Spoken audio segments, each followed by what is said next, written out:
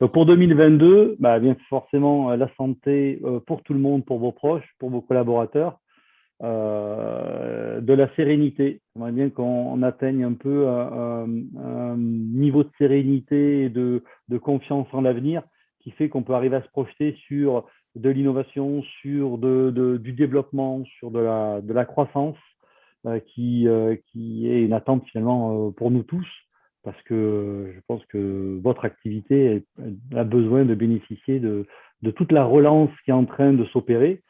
Et on voit que la relance, elle arrive. Je pense que tous ensemble, on peut voir que la relance, elle est là, parce que la transformation numérique est là sur les entreprises traditionnelles, parce qu'on a une demande très forte dans notre secteur, mais ce qui implique finalement des nouveaux enjeux, les enjeux liés à l'emploi, à la tension forte sur l'emploi, liés aussi à la crise des composants pour certains, hein, ou qui ont des impacts sur le business. Donc, il y a une euphorie sur la relance, mais une prudence sur les risques qu'on a sur 2022 et sur la suite.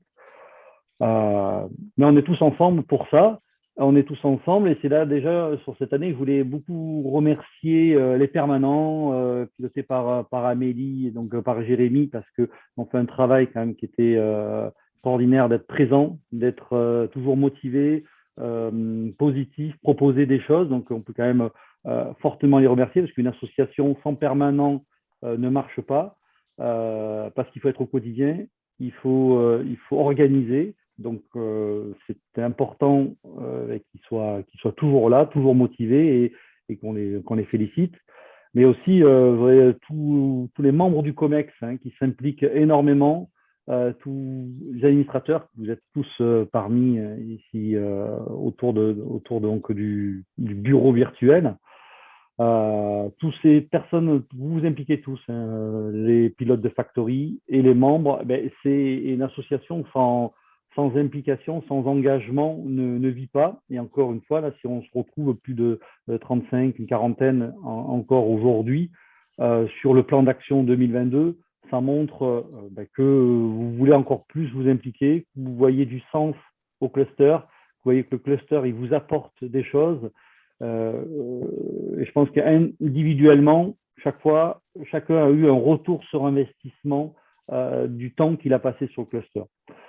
Et si on veut pas faire passer un message simple, c'est il faut passer du temps. Mais que vous passiez du temps et que vous arriviez à faire passer aussi du temps de vos collaborateurs sur les actions qui sont menées, parce que on a finalement je dirais si on passe 1 à 2 heures par mois sur le cluster, sur les factories, pour se tenir informé, pour participer, pour se former, pour relayer de l'information en interne, ça permet donc d'apporter la vision donc du cluster auprès des membres, auprès de vos collaborateurs et de les engager aussi. Et c'est là comme ça qu'on a vu qu'il y avait des retours sur un investissement fort, que ce soit en opportunités commerciales, que ce soit donc en montée en compétences, en fidélisation des collaborateurs.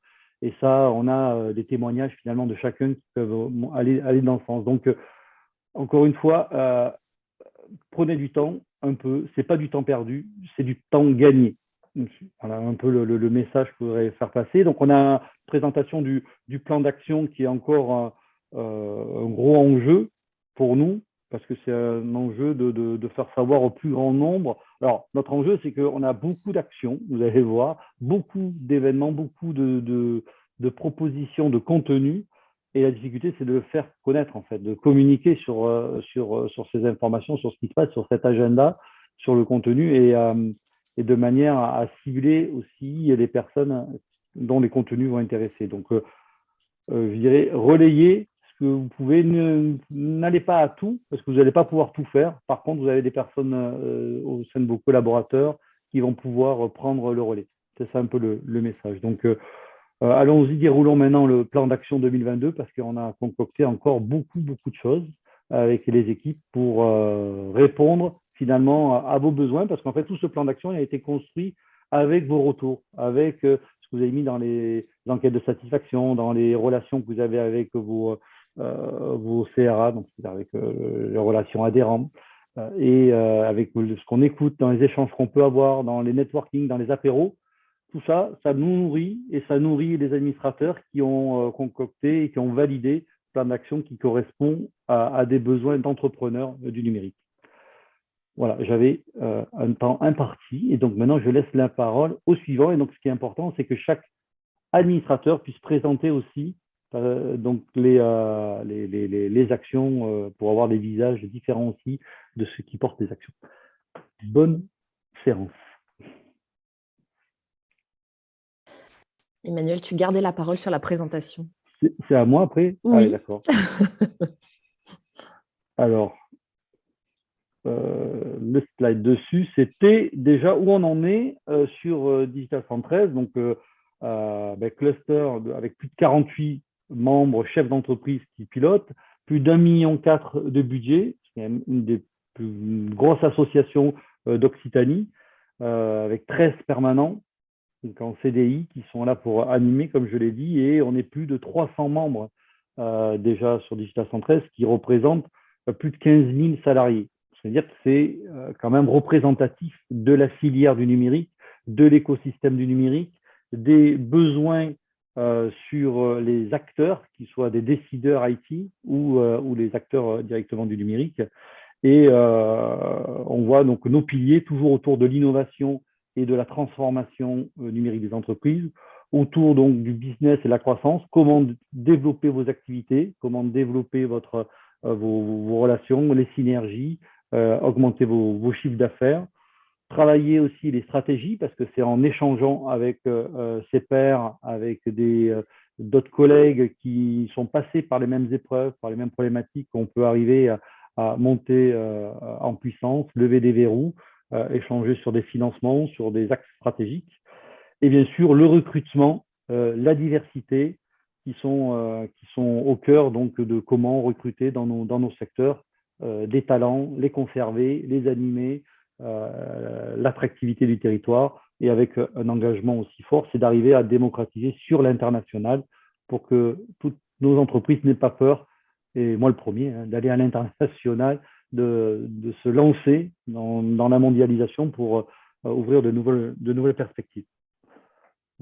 Voilà ce que je voulais dire. Alors, je voulais juste rajouter, mais je reviendrai un peu tout à l'heure, sur le numérique responsable. C'est-à-dire qu'on a aussi des engagements éthiques, environnementaux, sociétaux. Et ce qui nous fédère, je pense tous, c'est cet état d'esprit. L'état d'esprit lié au territoire, de partage, de bienveillance. Et je pense que ce cluster-là, si vous adhérez, si vous animez, si vous êtes impliqué, c'est parce que ça transpire dans chacun des membres d'arriver à construire quelque chose ensemble. Donc, c'est une vraie collaboration. Donc, merci encore à tous. Et la répartition, elle est assez flagrante sur notre territoire. Je regarde les slides en même temps, désolé, si je baisse les yeux. On est quand même fortement entre, je dirais, Toulouse et Montpellier, où les entreprises sont concentrées, mais quand même, des entreprises sont sur le territoire et de plus en plus, et on a une augmentation du nombre d'entreprises qui sont réparties sur Perpignan, qui sont sur Nîmes, qui sont sur d'autres territoires pour couvrir toute l'Occitanie. C'est ça aussi un peu la force et qu'on veut continuer à développer, à montrer cette représentativité au niveau de l'ensemble géographique du territoire. Et avec une belle répartition entre des entreprises de petite taille, et finalement, on a la moitié qui sont des petites entreprises de moins de 10 salariés, mais plus de la moitié qui ont plus de 10 salariés. Et ça veut dire que ça montre que c'est des entreprises qui sont dans du recrutement, dans de la dynamique, dans de la croissance. Voilà, je passe la main. Merci Amélie pour les slides. Bonjour à toutes et à tous. Bonjour Olivier. Du coup, on va vous parler un petit peu et vous présenter un petit peu comment on valorise la filière, donc de plusieurs manières. La première, c'est au travers de cartographies que des membres réalisent, que ce soit la cartographie IA qui a été propulsée par la Factory IA. De l'autre côté, la Factory IoT a travaillé l'année dernière fortement sur cette cartographie de l'IoT. Le but de ces cartographies, c'est à la fois de pouvoir avoir des informations sur les entreprises du territoire qui proposent des services, mais également permettre à d'autres acteurs qui sont potentiellement clients, demandeurs de solutions, de pouvoir venir se sourcer sur notre territoire et en priorité parmi les membres de Digital 113. Olivier, tu peux peut-être nous parler de la filière, du baromètre de la filière DRETS? Oui, tout à fait. Écoute, merci Olivier. Ce baromètre, il est générique pour l'ensemble de la filière digitale. Donc, ce baromètre est fait en partenariat avec la DRETS. Je ne sais pas s'il faut le rappeler, mais bon, c'est le nouveau nom de la Direct. La région Occitanie, la French Tech. L'objectif est de dresser un état des lieux de la filière du numérique et de surtout pouvoir connaître son évolution en temps réel. C'est un outil important pour représenter ce que nous représentons pour la région Occitanie. Et pour cela, on a besoin de vos infos. Donc, c'est sur un site web. Il suffit de vous inscrire, le mettre à jour. C'est très rapide. À toi, Olivier. Merci Olivier. Du coup, vous le constaterez, effectivement, comme le dit Olivier, il y a des actions qui sont faites avec des institutionnels. Il y en a d'autres, et je reviens 2 secondes sur les cartographies, qui sont faites aussi avec d'autres réseaux, avec la IoT Valley, avec les French Tech, avec Aerospace Valley. Et tout ça permet aussi, avec la région, avec ADOC notamment, permet de créer une grosse masse d'informations que l'on peut diffuser derrière. Alors, on fait aussi d'autres baromètres, type le baromètre de la sécurité DNS, qui a été fait en grande partie par la Factory Cybersécurité. Et je crois qu'Olivier, tu vas pouvoir aussi nous parler à nouveau d'institutionnels, de ce qu'on peut faire avec eux. Oui, c'est vrai que ce point, il est vraiment primordial, il est très important parce que Digital 113, de par notre force en Occitanie, devient l'association de référence de tous les partenaires institutionnels pour représenter les acteurs de l'économie digitale. Et donc, c'est très important. Ça permet de nous valoriser, de vous valoriser et vous représenter auprès des institutions et des organismes qui structurent à la fois la vie économique, mais aussi la vie sociale de tous nos collaborateurs et les emplois. C'est la région, c'est les métropoles, les CCI, les préfectures. Donc, le but pour nous, Digital 113, c'est de nous assurer que tous les projets, les programmes, les dotations financières, tout ça tienne compte du numérique. Et on y aborde à la fois des sujets stratégiques sur des grands programmes d'investissement, mais aussi, je dirais, des points très concrets. Par exemple, lors du Covid, on a travaillé sur des points très concrets sur les aides concrètes au numérique qui, au début, avaient été un peu les entreprises numériques avaient été un peu oubliées de tous les programmes de financement. Donc, vraiment, accompagnez-nous lors de ces rendez-vous en nous faisant remonter tous vos points et vos sujets d'attention qui peuvent être des sujets à la fois très stratégiques, mais aussi très concrets dans votre quotidien. Alors, effectivement, ce qui est intéressant, qu'on voyait sur le slide précédent, c'est l'implication de Digital 113 dans d'autres écosystèmes. À titre d'exemple, un certain nombre de membres du conseil d'administration, du COMEX, participent régulièrement à des jurys. Ça peut être avec le BIC de Montpellier, ça peut être avec d'autres institutions. Et ça, c'est quelque chose qui crée du lien entre les réseaux et qui génère aussi de la dynamique tant sur le plan économique que sur le plan technologique. Alors là, ce qu'on voit, c'est qu'il y a pas mal d'acteurs avec qui on est amené à travailler, à collaborer. Ça va un peu vite au niveau des slides. Je peux juste pour citer quelques exemples au niveau du développement économique. La Factory Cybersécurité est intervenue avec Cyberoc, une émanation sur la cybersécurité de ADOC, notamment pour préparer l'avenir du centre cybersécurité en Occitanie, qui est une des premières émanations avec l'ANSSI notamment, mais il y a eu aussi d'autres choses avec la gendarmerie, avec un certain nombre d'acteurs institutionnels de ce côté-là. On a également, au niveau des relations avec les institutionnels, on a travaillé avec la Cité de l'économie et des métiers de demain, avec un certain nombre sur un certain nombre de sujets, notamment pour promouvoir les métiers du numérique auprès des générations qui arrivent sur le marché, qui sont en train de préparer leur avenir professionnel. Et puis, il y a aussi donc toute cette partie entreprendre, sur laquelle on peut en parler régulièrement. On intervient soit en collaboration, soit en coopération avec d'autres acteurs de l'entrepreneuriat. Et je crois qu'Olivier, tu pouvais nous parler un petit peu plus en détail de l'international, de ce qui peut se faire aussi à l'international. Ouais, la page, elle illustre avec les logos toute l'activité au sein de l'écosystème et l'international. Ce n'est pas seulement en Occitanie, hein, c'est sur toute la France, mais aussi à l'international. Et en particulier, nous avons plusieurs conventions pour faciliter les échanges, la création de réseaux, toutes les collaborations à l'international. Je mentionnerai spécifiquement la convention qu'on a depuis plusieurs années, qu'on a renouvelée l'année dernière avec Racine Sud, qui donne accès très facilement à des contacts dans tous les pays dans le monde. Et la toute dernière convention avec le cluster Digital Africa qui a été signée l'année dernière au cours du sommet France-Afrique et qui, je l'espère, va pouvoir favoriser tous les échanges économiques, digitaux et de programmes entre l'Afrique et l'Occitanie. Next slide, please. Ouais, sur cette slide, je continuerai. Donc, cette plage continue à illustrer la relation du cluster avec les écosystèmes et ici spécifiquement avec les organisations professionnelles, les autres clusters, mais aussi les pôles économiques, les écoles, les universités, les laboratoires. C'est aussi un moyen aussi en bas à gauche de présenter nos liens avec les événements importants dans la région. Et donc, le message, c'est qu'à travers ces deux slides, c'est que Digital 113 assure votre visibilité au sein de l'écosystème, assure aussi, vous facilite quelque part la prise de contact. Donc, n'hésitez pas, si vous avez des actions que vous souhaitez mener ou que vous menez déjà, à revenir vers nous, administrateurs, pour pouvoir mieux les valoriser ou pour mettre en place de nouvelles relations. D'autres exemples aussi peut-être, Olivier ? Oui, comme je le disais tout à l'heure, si on prend un exemple comme la cartographie IoT qui permet de valoriser tous les membres d'une filière interne au numérique, en fait, on constate qu'on a travaillé avec énormément de partenaires, la French Tech, Aerospace Valley, l'IoT Valley, avec également l'IDAT sur d'autres aspects, notamment quand il s'agit de récupérer des informations de type marché.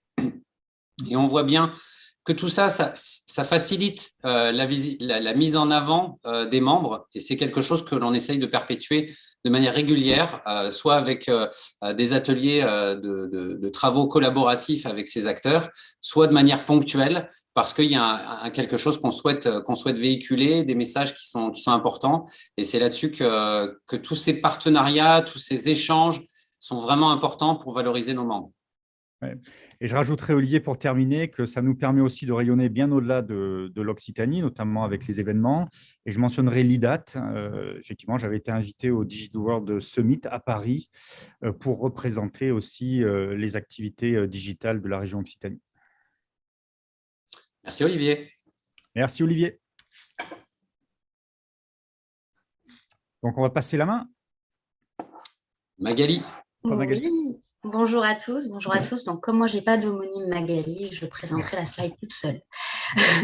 Donc, vous l'avez entendu, le cluster est soucieux de la valorisation de ses membres, mais aussi et surtout de sa visibilité. Donc, quand on adhère, on espère évidemment être plus visible. Pour ça, il y a tout un tas de services mis à votre disposition pour améliorer votre visibilité. Alors, il y a évidemment le guide des experts, qui est un annuaire en ligne, sur lequel vous allez pouvoir mettre quelques lignes sur qui vous êtes, qu'est-ce que vous faites, et on va pouvoir retrouver comme ça tous les experts de la région Occitanie autour du numérique. Il y a aussi le studio vidéo. Alors, plus personne n'est passé à côté de l'info. Digital 113, que ce soit côté Montpellier ou côté Toulouse, possède un studio vidéo qui vous permet de créer des petites vidéos soit sur votre entreprise, soit sur des services. Enfin, il est libre, il y a tout un catalogue de propositions de thèmes de vidéos et vous pouvez souscrire donc à ce service vidéo. Il y a aussi la relation presse. Donc, il y a des tarifs privilégiés pour pouvoir vous accompagner. Pareil, si vous avez soit une nouvelle information, si vous voulez une meilleure visibilité presse, on vous propose un service de relation presse. De la même manière, il y a aussi tout un diagnostic de marketing digital. C'était un service, je crois, assez récent et qui était demandé en 2020 et qui a été mis en place en 2021. Vous pouvez aussi faire des rendez-vous un peu plus orientés business autour d'un IT Déj où le cluster vous propose ses locaux, un format un peu convivial sur une matinée où vous pouvez faire venir vos partenaires, vos prospects autour de rendez-vous un peu plus orientés business. Et puis, il y a aussi la possibilité de sponsoring. Donc, vous pouvez être sponsor des événements. Alors, je rappelle que le cluster a beaucoup d'événements, que ce soit le Green IT Day, Digital Future. Et vous pouvez très bien gagner en visibilité en étant sponsor de ces événements. Et donc, il ne faut vraiment pas hésiter ou tout simplement être sponsor du cluster. Voilà, donc ça, c'est déjà toute une panoplie de possibilités pour gagner en visibilité. Bonjour à tous, merci Magali. Nous allons avec Gaël vous présenter le panorama de tout ce qui existe chez Digital 113 pour s'informer et partager. Et on va voir qu'il y a beaucoup de choses. Pour commencer, le format Digital Apéro, qui est donc réservé aux adhérents et qui est gratuit, et qui permet aux nouveaux de se pitcher. On a perdu le partage, je ne sais pas si c'est volontaire. Et de faire du networking dans un cadre convivial, puis aussi de se tenir informé de l'actualité du cluster. Le prochain, c'est le 10 février, côté Toulouse chez Microsoft et côté Montpellier chez Simplon. Nous avons aussi un format qui est le Digital Dinner, qui se tient une fois par an. Alors, c'est un format qui est présentiel, qui a été freiné un petit peu par les conditions sanitaires, mais dont la prochaine occurrence devrait se passer en septembre. Un format très inspirant avec un intervenant. Ensuite, il y a tous les canaux de communication qui existent, des canaux Slack, qui sont faits à la fois pour compléter la newsletter et aussi pour échanger entre adhérents. Donc, il y a un certain nombre de canaux, la plupart sont publics et nous invitons tous les participants et surtout leurs salariés à s'inscrire dans ces canaux qui peuvent être vraiment très porteurs en matière de synergie autour de certains sujets. Il y a évidemment le site web. S'il y a besoin, il faudra rappeler le lien dans le chat. Et la newsletter du lundi matin, donc, qui présente à chaque fois tous les formats qui sont planifiés et qui est toujours très riche de nombreux événements. On va terminer cette slide en mentionnant le grand event pour tous les membres, le Members Day, dont nous avons tenu la première édition en septembre dernier. C'était le 16, c'est la petite photo qui est illustrée, c'était fort sympathique. Et le prochain aura lieu le 29 mars. Les inscriptions sont ouvertes, donc allez-y, c'est vraiment très inspirant. Et on mentionne aussi l'Assemblée générale qui aura lieu le 2 juin. À toi, Gaël. Bonjour à tous, et puis meilleurs vœux, je vous les souhaite négatifs. Ça, c'est voilà, à vous de réfléchir le pourquoi. Alors, moi, je vais revenir sur quelques éléments de partage, puisque Digital 113 aime partager. Le premier a été la DigiWeek, qui a été menée à Nîmes et qui a permis de réunir 495 participants, 15% d'entreprises, 60% d'étudiants, et puis 25% de tout confondu. Et ça a été une semaine dédiée au digital et qui a permis de faire se rencontrer des professionnels de tout secteur d'activité et donc de permettre la rencontre avec les membres de Digital 113, avec des potentiels prospects. Deuxième événement qui est plus là dans une logique de partage convivial. Pendant le confinement, il y a eu un besoin d'échanger sur des thématiques différentes. Et donc, ont été lancés les cafés visio. Et donc là, on choisit une thématique que l'on souhaite partager avec d'autres membres de Digital 113. Donc là, ces cafés visio peuvent être aussi relancés selon la demande. Et puis ensuite, on va partager sur les factories qu'on va largement développer avec Fabrice, avec des effets spéciaux par la suite. Donc, vous avez accès à ces factories et on a un agenda qui est en ligne sur le site web. Donc là, je pense qu'on va vous le partager sur le chat. Et vous allez également retrouver les replays de ces différentes factories avec les différents sujets qui peuvent être abordés au sein de ces thématiques. Slide suivante. Les factories, qu'est-ce que c'est? Ce sont des communautés thématiques des groupes de travail. Donc, certaines sont transverses, d'autres sont un petit peu plus verticales. Il y a actuellement 14 factories qui sont vraiment en place et actives, 2 qui sont en cours de création. Et donc, avec Gaël, nous allons toutes vous les présenter. Bon, très rapidement, hein, dans le cadre de cette présentation, c'est minuté, mais ça n'empêche pas de mettre en place des effets spéciaux, comme tu disais, Gaël. Voilà, et je vous le rappelle, hein, on a 7 minutes maximum, Fabrice, pour me présenter toutes les factories qui sont assez riches. C'est parti. Si vous Donc, voulez on qu'on se met voit la vos pression, on effets se met le spéciaux, chrono. est-ce qu'il Comment faut pas, si vous voulez qu'on voit vos effets spéciaux, est-ce qu'il ne faut pas qu'on enlève le partage d'écran? C'est une bonne question. Comme À tu la veux. limite, moi, Ouais. ça ne me pose pas de souci, je ferai des Non. focus. Mais effectivement, réglez votre écran pour bien nous voir, puisqu'on va vouloir vous Voilà. partager quelques petits effets. Donc, je vous conseille dans Affichage, en haut à droite, vous cochez sur Intervenant plutôt que sur Galerie. Merci. Allez, top, c'est parti. Donc, je commence par la première factory, qui est la factory BizDev. Donc, si vous voulez, hop, ça, on va le voir, développer votre portefeuille de clients. Alors, ne prenez pas le mien parce qu'il n'est pas forcément très garni, mais la factory sera là pour vous aider et vous partager sur les bonnes pratiques du business développement. Fabrice, à toi.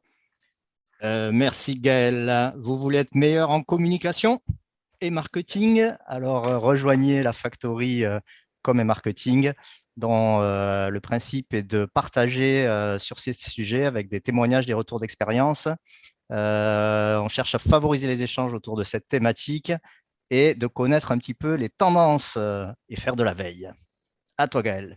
Merci Fabrice. Alors, si vous souhaitez changer des ampoules, non, pas forcément, mais innover et travailler sur cette innovation R&D, bien, sachez qu'il y a une factory qui est dédiée à cette thématique, qui cherche encore des pilotes. Donc, n'hésitez pas à postuler. On cherche des acteurs actifs sur cette factory. Alors, j'enchaîne tout de suite, puisque maintenant, nous passons sur la thématique internationale. Voilà, on voit ma map monde. Donc, si vous souhaitez vous exporter, vous souhaitez partir à l'international, n'hésitez pas à rejoindre cette factory, puisque vous avez également des gens qui vont pouvoir partager sur ces thématiques-là, ou partager comment on démarre à l'international, éventuellement comment on peut choisir des pays, des marchés. Bref, rejoignez-les. It will be a pleasure for them to join this factory. Fabrice, it's up to you. Congrats for English, Gaël. Alors, Emmanuel parlait de rupture de composants en intro. Il faut ressortir les petits trucs vintage. Et ça, évidemment, c'est pour présenter la factory financement-gestion. Donc, voilà, qui adresse les professionnels des chiffres et des finances, qui est un beau cadre de partage, de retour d'expérience et d'outils, de ressources sur tous ces sujets. Avis aux financiers, contrôleurs de gestion et autres, rejoignez cette factory. Merci Fabrice. Alors, je vais enchaîner. Moi, je vais parler de… Alors, tu m'as donné envie de postuler chez toi presque. Hein. Hop, je ne sais pas si on va le voir, le CV, il faut que je le mette. Ce n'est pas moi, c'est quelqu'un qui sourit, qui est beau gosse quand même. Bref, si vous voulez postuler et joindre cette factory dédiée à la RH, à l'évolution des pratiques, et partager sur ce que sera l'emploi de demain et potentiellement celui d'aujourd'hui, vous avez des problèmes de recrutement, rejoignez la factory RH qui sera là pour partager avec vous sur ces thématiques. Fabrice? Je suis là. C'est l'heure de présenter la plus récente des factories qui a été créée, mais pas la moindre évidemment, sur un sujet très sensible et très actuel. Je parle de la factory numérique responsable et durable, dont la raison d'être est de faire passer les entreprises du numérique, de la prise de conscience de l'empreinte de leurs activités à l'action. Un programme très, très ambitieux. Et je vais tâcher d'enchaîner. Je suis là, c'est chaud. Avec ceci. Alexa, peux-tu lire la rubrique Wikipédia sur la factory IA, s'il te plaît? La factory intelligence artificielle a pour but d'animer le réseau des acteurs de l'IA sur le territoire, proposer des retours d'expérience, des ressources, des outils. Voulez-vous plus d'informations? Non, merci Alexa. Voilà, tout est dit. À toi Gaël. Mais écoute, merci beaucoup Fabrice, j'ai trouvé ton animation avec Alexa superbe. Je vais essayer d'enchaîner avec un rébut puisque je vais essayer de vous faire deviner quelle sera la prochaine factory. Commencez par deviner ce qu'est cet aliment. Ensuite, quel est le liquide que je vais consommer. Et derrière, qu'est-ce que c'est? Eh bien oui, c'est l'IoT. Donc, au-delà de la rigolade sur cette factory, rejoignez des professionnels qui connaissent ce sujet, contrairement à moi, et qui vont clairement le développer avec vous et vous permettre de vous acculturer sur ce sujet d'IoT et puis de le vulgariser, puisque vous l'avez compris, tout le monde ne comprend pas bien tous ces sujets d'IoT. Donc, c'est aussi l'occasion de mieux comprendre ce que sont ces sujets-là. Super, Gaël, bravo, tu es trop fort. Moi, regarde ce que j'ai pour présenter la factory des éditeurs de logiciels. Mais voilà, un beau vieux CD-ROM. On est passé dans les factories verticales. La factory des éditeurs, elle adresse à peu près 80 adhérents, dont l'activité principale est l'édition de logiciels. Et donc, dans cette communauté, cette belle communauté, nous partageons nos expériences et nos visions entre éditeurs de logiciels. C'est aussi un bon moyen de développer des synergies entre éditeurs. Ouais, du coup, je vais devoir enchaîner avec un test difficile, puisque en ce moment, on a tendance à faire des tests positifs. Et si vous les souhaitez rester positifs en parlant e-santé, je vous propose de rejoindre la factory e-santé, qui est un relais entre le tissu industriel et les pouvoirs publics et qui permet de détecter et de faire connaître la filière aux évolutions législatives et de marché. Donc, n'hésitez pas, la e-santé est un marché en pleine progression. Rejoignez-les également pour partager sur ces thématiques. Merci, Gaël. Autre factory verticale, celle des décideurs IT qui sont très réseau, networking. Donc, cette factory, elle adresse effectivement tous les décideurs IT, les RSSI, les fans de RGPD, etc. Et elle permet de bien fédérer ce petit écosystème et voilà, de favoriser les échanges évidemment et de bâtir un environnement propice pour aider les décideurs IT à faire les bons choix technologiques et stratégiques pour leurs entreprises. Fabrice, je me rends compte que j'ai un petit peu disrupté le programme, donc je vais proposer de remettre de l'ordre dans tout ça et on va passer à la factory valorisation des données.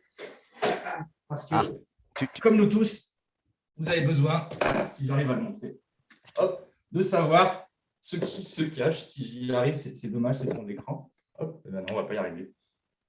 Voilà, ce qui se cache dans nos machines, les vieilles machines que sont nos ordinateurs, des données. Et oui, nous sommes là pour vous aider à mieux comprendre ce sujet des valorisations des données, partager sur les pratiques, que ce soit dans le pilotage des entreprises, que ce soit dans le lancement de nouveaux services qui consomment de la donnée.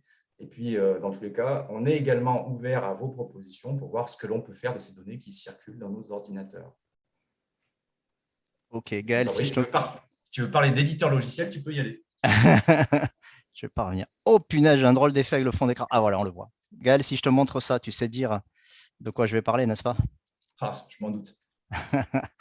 Olivier, tu as beaucoup parlé de cybersécurité, évidemment. Il y a une factory dédiée à la cybersec, une factory qui a de beaux jours devant elle et qui est là donc pour informer et sensibiliser les dirigeants de TPE, PME à cette thématique de la cybersec, de répondre aux problématiques que peuvent rencontrer tous les adhérents. Et en ce moment, il y en a beaucoup. Et de partager, d'échanger sur les bonnes pratiques en la matière. Merci Fabrice. Et puis moi, je vais conclure parce que je suis à la pointe de la technologie, donc avec un superbe téléphone qui me permet maintenant d'aller toucher les sujets 5G. Donc, si vous vous intéressez, alors là, c'est une toute nouvelle factory qui cherche encore ses pilotes, mais qui va être copilotée potentiellement avec Orange sur ces thématiques de la 5G, les usages qu'on va pouvoir développer autour de la 5G, démystifier ce sujet-là aussi. Donc, n'hésitez pas et surtout, n'utilisez pas mon téléphone parce qu'effectivement, la 5G ne sera pas accessible. C'est pas mal en techno, Gaël, mais regarde, moi, ce que j'ai un truc… Ça me rappelle quelque chose. Ça. Voilà. Alors, ça, c'est pour présenter et pour conclure ce panorama avec la Factory Tech, donc qui vraiment adresse les passionnés de technologie, pas que les geeks, parce que l'idée, c'est de présenter et d'échanger sur des sujets techniques, mais avec un prisme pas purement technique, avec aussi un prisme managérial et stratégique pour compléter les approches meet-up qui sont chères à nos devs et pour privilégier les retours d'expérience. Voilà, merci beaucoup Gaël. Bonne continuation à tous. Merci Fabrice. Et j'ai nous beaucoup passons la parole. J'ai beaucoup apprécié ce binôme. Je tiens à te le dire. Nous passons la parole à Simon. Eh bien, merci de me passer la parole. Bon, moi, je suis moi-même, n'est-ce pas? Bonjour à toutes et à tous. Donc, il y aura un peu moins de fun. Néanmoins, charge me revient de devoir présenter le plan d'action sur la partie business et notamment les actions qui ont été mises en œuvre pour développer votre business, un sujet qui est ô combien important pour vous toutes et tous, surtout en ces périodes de relance. Alors, évidemment, le sujet business ne consiste pas à vous trouver des leads tout faits, super qualifiés et hyper quali. Sinon, on serait près de 300 sur ces mêmes leads, donc ça n'aurait pas forcément de sens. Néanmoins, comment on peut vous aider, vous accompagner là-dessus? Quelques actions ici. Moi, perso, je ne vois plus le partage d'écran, mais j'ai tellement épinglé des épinglés, donc j'ai peut-être un petit souci. J'espère que vous voyez bien les slides de votre côté. Ah, voilà, super, merci. C'est pas que moi. Donc, merci Amélie. Premier sujet, les tables à secousses qu'on retrouve sur la partie financement international. L'idée, c'est de faire appel finalement à tous les chefs d'entreprise qui sont présents au sein du cluster pour venir vous aider à challenger un peu votre business plan, que vous soyez dans des phases un peu amont ou dans des phases de développement, de structuration de nouvelles offres, d'adresser un nouveau marché. Faites appel à eux pour vous aider à vous challenger, pour avoir un œil nouveau sur la vision. On sait qu'on a souvent la tête un peu trop baissée en tant que chef d'entreprise. Et donc, venez chercher cette expertise et ce moyen pour venir vous challenger. Deuxième sujet, on est dans un monde digital dans lequel les formations sont extrêmement importantes et nombreuses. Il y a une nouvelle réglementation avec la norme Calliope qui est passée de là. Donc, vous faites certainement des formations, n'avez pas forcément le temps, les compétences ou les qualifications nécessaires pour les facturer ou pour les faire reconnaître par les organismes de formation. La délicieuse Mathilde se fera un plaisir de vous aider à là-dessus et porter ces formations pour que finalement ce soit transparent pour vos clients et que les organismes de formation puissent vous accompagner et financer notamment ces formations pour vous ou pour vos clients. Le troisième point qu'on voulait mentionner, c'est une nouvelle action qui a été mise en place l'an dernier suite à une remarque ou en tout cas un constat que beaucoup d'indépendants existent sur le marché, peu ou en tout cas pas assez à notre goût, connaissent notre monde numérique, connaissent la typologie, la particularité de nos entreprises. Et donc, on a constitué un listing de coachs, d'indépendants qui sont en capacité de vous accompagner sur plein de sujets différents. Ça peut être du marketing, ça peut être du coaching humain, ça peut être tout un tas de sujets. L'idée dans ce coaching, c'est que, bien évidemment, tout le monde ne peut pas y rentrer. On ne peut y rentrer que si on est recommandé par un des adhérents et on peut y rester que si, suite à chaque interaction avec un de nos adhérents, il y a un avis positif qui en ressort et donc que la qualité d'accompagnement de ces coachs-là est faite. Donc là encore, rapprochez-vous de vos CRA qui se feront un plaisir de vous faire bénéficier de cette liste et de vous encourager à utiliser leurs services. Quatrième sujet dont je voulais parler, c'est celui de l'international. On en a déjà tout à l'heure parlé avec notre père d'Olivier. C'est un sujet qui est un petit peu compliqué. Tout le monde, qui ne reste pas tout le monde, évidemment, tout le monde ne veut pas aller à l'international. C'est un sujet aussi très collaboratif, puisqu'à l'échelle de notre région, il y a des acteurs d'un peu tous les secteurs qui peuvent vouloir avoir une volonté de développement international. Et donc, on est en relation assez proche avec l'ensemble de l'écosystème là-dessus. L'idée, c'est quoi? C'est de vous aider à vous développer en faisant déjà vous connaître et donc regrouper, faire des sortes de promotions quelque part d'entreprises qui veulent se développer à l'international, idéalement en adressant une même zone géographique. Et à partir de là, les accompagner, les tester, valider leur business model et s'assurer de la réussite de ce développement. Ce parcours, cette typologie a fait ses preuves il y a quelques années et aujourd'hui, je pense, va repartir toujours pareil dans ces phases de relance. Dernier élément que je voulais porter à votre attention, c'est la partie poussée finalement par Taskforce et Frédéric Honora, qui s'appelle dansmazone.tech, on rebond sur la démarche de notre cher président de région, qui est aujourd'hui un showroom virtuel dont l'objectif est de montrer alors des compétences, mais surtout plutôt des compétences métiers, business, des retours d'expérience, des projets concrets qui ont été faits sur notre territoire et qu'on peut reproduire à d'autres échelles, nationales, internationales, et ainsi faciliter le développement de notre business à partir de cas concrets. Donc là, je vous encourage à prendre contact avec Frédéric, qui se fera un plaisir de vous accompagner là-dedans, dans sa partie virtuelle pour l'instant, et peut-être un jour dans une partie physique, puisque on reste un petit peu convaincu que d'avoir un vrai showroom, notamment pour les acteurs régionaux, peut être assez intéressant. Je vous propose maintenant de passer à, je dirais, l'action phare qui a vu le jour en pleine période Covid et qui aujourd'hui irrigue grand nombre de nos actions, voire du territoire économique, et dont vous avez forcément tous entendu parler, qui s'appelle Digital is Future. Donc, cette nouvelle démarche qu'on a voulu finalement sous une marque propre pour qu'elle puisse être portée par un nombre d'acteurs plus important, elle vise avant tout à accompagner ce vaste sujet qui est celui de la transformation digitale de notre économie. Il ne vous aura pas échappé que la crise Covid a accéléré ce processus-là. Néanmoins, il est souvent quand même encore complexe à comprendre, à accompagner. Et donc, c'est tout l'enjeu de ce dispositif. Alors, c'est vrai que Emmanuel a dit en introduction, en tant que vice-président, membre du COMEX, bon, c'est des parcours, des actions qu'on manipule nous tous les jours et qui sont assez claires pour nous. Elle ne l'est peut-être pas pour vous, donc je vais essayer de vous représenter ça quelque part avec la vision que je peux en avoir et l'intérêt que ça peut avoir pour vous et pour notre écosystème au sens large.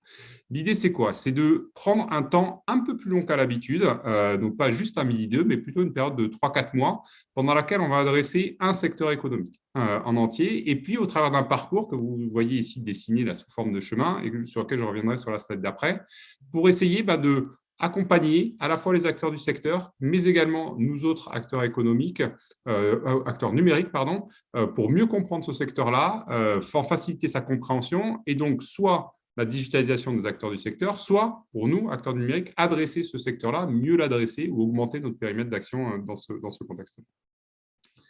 On a déjà traité au cours de l'année 2021 trois secteurs, donc l'agri-agro, le bâtiment immobilier et puis la santé.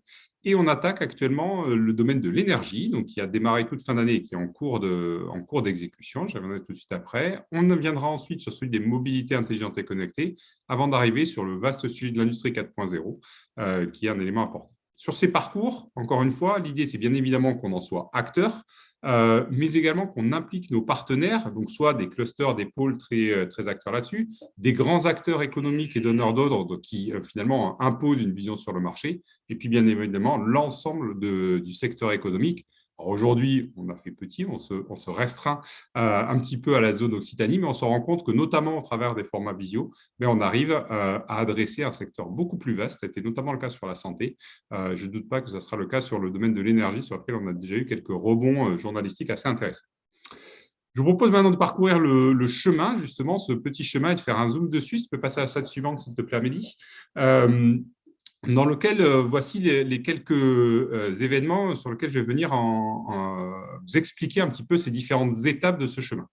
Alors, toute saison commence par ce qu'on appelle un filière Explorer, qui était fin décembre, si ma mémoire est bonne, et qui est un peu une ouverture sur le secteur en tant que tel, les tenants, les aboutissants, les enjeux à court, moyen, long terme. Je peux vous dire que sur le domaine de l'énergie, ce n'est pas simple. Il y a sacrés enjeux. Et justement, ça permet de rentrer un peu dans le sujet, d'en comprendre les objectifs. Viennent ensuite, un peu en effet miroir, Numérique Explorer et Cap Numérique.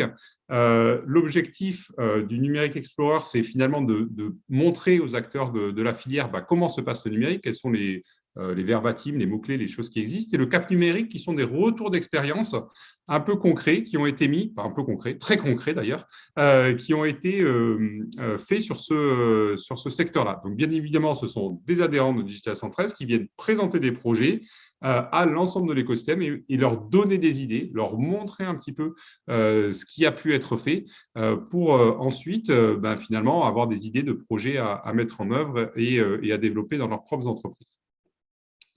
Une fois qu'on a fait ce parcours-là, on a deux orientations un petit peu phares qui sortent. Le premier, c'est une orientation un peu R&D avec la partie Starting Lab et Check and Share. L'idée, c'est d'aller chercher dans les labos de recherche quels sont les labos qui travaillent dans ce secteur-là, aux confins du numérique et de ce secteur, et qui peuvent avoir des bonnes idées de techno, de sujets à amener sur le marché en collaboration avec les acteurs de la filière.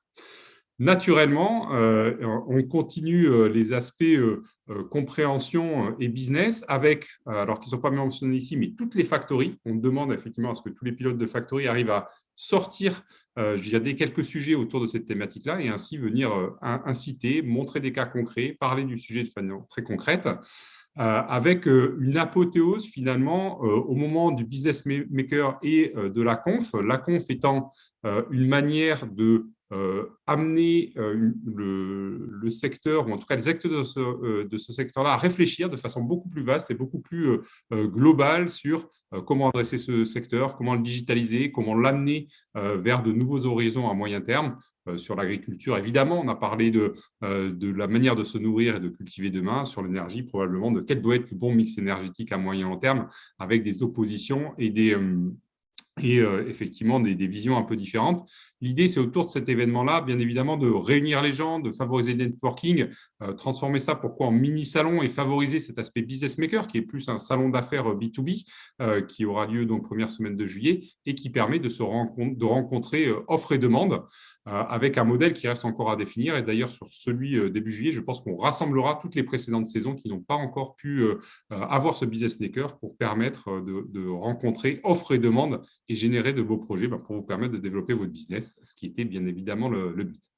Donc voilà, j'espère vous avoir réexpliqué un petit peu et clarifié le positionnement de ce parcours Digital is Future qui est un vrai enabler de transformation digitale et donc de développement de business pour vous toutes et tous. Et du coup, j'en ai fini pour ma part. Et donc, je laisse la parole à Anne et Sébastien qui vont nous parler de l'autre sujet phare du moment, la formation et le recrutement. Merci Simon. Donc effectivement, pour développer votre business, il vous faut des femmes et des hommes, des compétences, des recrutements. Donc avec Sébastien, nous souhaitons vous présenter comment Digital 113 aujourd'hui peut vous accompagner dans le développement quotidien de vos entreprises en vous offrant des solutions pour développer l'attractivité de nos métiers, de nos entreprises, trouver des solutions pour le recrutement et accompagner le développement des compétences avec la formation. Donc, bien sûr, l'enjeu majeur est bien de recruter aujourd'hui des nouveaux talents. Ce qu'il faut, c'est rendre notre territoire, nos entreprises attractifs et rien de tel que cette nouvelle plateforme que nous sommes en train de développer qui s'appelle talentoccitanie.tech, qui a pour objectif de faire des campagnes de communication en dehors de notre région pour attirer des nouveaux talents sur notre région. Donc, l'objectif, bien sûr, c'est accroître la notoriété de nos entreprises d'Occitanie, améliorer l'image de nos entreprises, notre marque employeur, bien sûr. Et le but, c'est inciter des nouveaux talents qui sont en dehors de notre région, de nous rencontrer et de venir sur notre territoire. Alors, ce portail a pour ambition de faire ces communications, mais aussi de présenter à nos candidats quelles sont les différentes possibilités pour accéder aux informations, pour faciliter aussi leur installation avec leur famille sur le territoire. Parce que recruter, attirer des nouveaux talents, c'est une chose, mais vous donner des dispositifs qui permettent d'accompagner ces nouveaux talents à s'installer sur notre territoire, c'est fondamental. Pour en savoir plus sur cette plateforme qui va voir le jour prochainement, c'est Digital 113 avec Task Force et en la personne de Frédéric Honora, bien sûr. L'autre point, c'est le numérique au féminin. Donc, ce que je vous disais, on a besoin de femmes, on a besoin d'hommes, on est en manque de compétences féminines et on a une brillante représentatrice de numérique au féminin en la présence de Magali Germont qui anime ces événements et chaque mois produit des vidéos de portraits de femmes du numérique pour attirer ces nouveaux talents féminins, qui anime des actions auprès des écoles pour montrer que c'est accessible aux femmes, qui participe à des réunions d'information sur les métiers du numérique. Et comme nouveauté, qui va nous présenter le 8 mars un événement networking de type digital apéro autour du numérique au féminin. Alors, du coup, moi, j'enchaîne avec le Linkit. Du coup, Linkit, qui est un outil à destination des entreprises qui vise à faciliter l'accueil des stagiaires de troisième. Alors, effectivement, si on veut avoir des talents demain, il faut les prendre le plus jeune possible. Alors, pas au berceau, évidemment, mais déjà en troisième, on peut déjà les aiguiller. Ce guide, il a pour but de vous accompagner dans la démarche de l'accueil d'un jeune de troisième, savoir comment poster une offre, comment lui permettre de découvrir votre entreprise, votre métier. Et donc, évidemment, ce n'est pas toujours évident de motiver des ados, mais en tout cas, trouver les bonnes astuces pour le faire. Ensuite, on va vous présenter donc les infos métiers. Les infos métiers, ce sont des guides en fait, du numérique qui visent à faire connaître au plus grand nombre et au grand public les possibilités dans le secteur du numérique. Et en parallèle, des membres du cluster participent à l'édition d'un livre blanc sur les métiers de la data, sous l'impulsion de Magali et de Gaël. Et aussi, pour finir, on contribue avec un partenariat auprès de la Cité de l'économie et des métiers de demain des ateliers qui nous permettent de nous projeter sur les métiers de 2031. Il y a des ateliers qui ont été super bien animés par Labs 214 avec Sébastien Bordeaux et Lorraine Aziz. Voilà.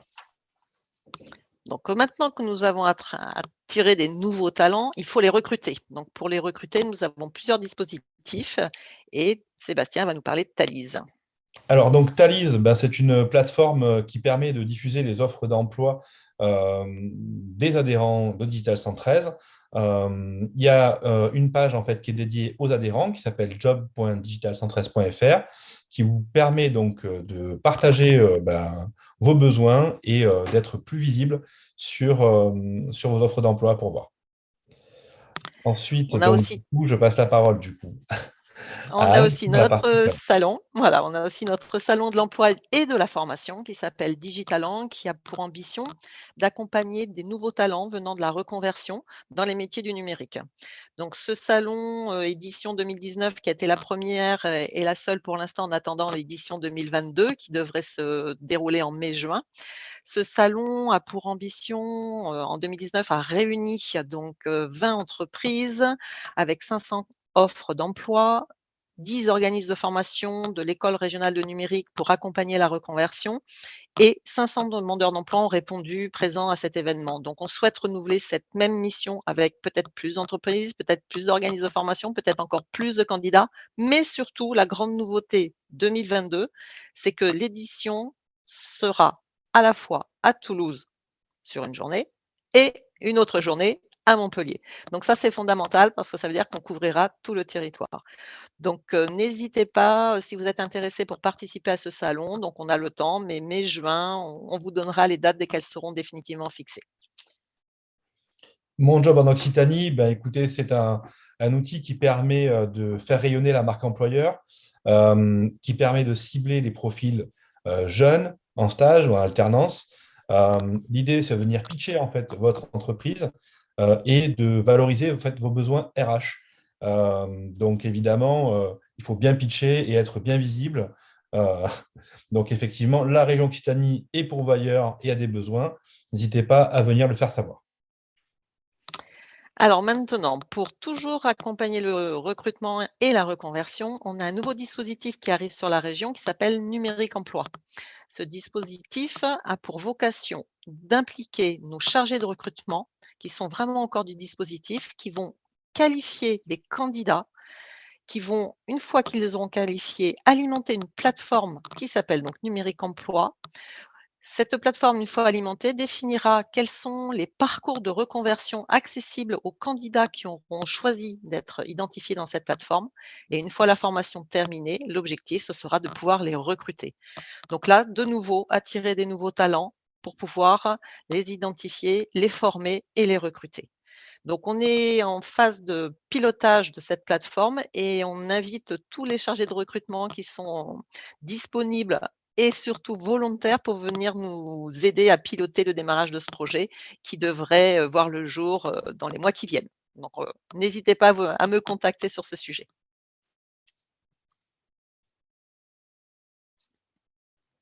Donc, après avoir recruté, on a nos compétences chez nous et il faut continuer à se former tout au long de notre vie. Digital Academy, il me semble que c'est pour toi, Anne.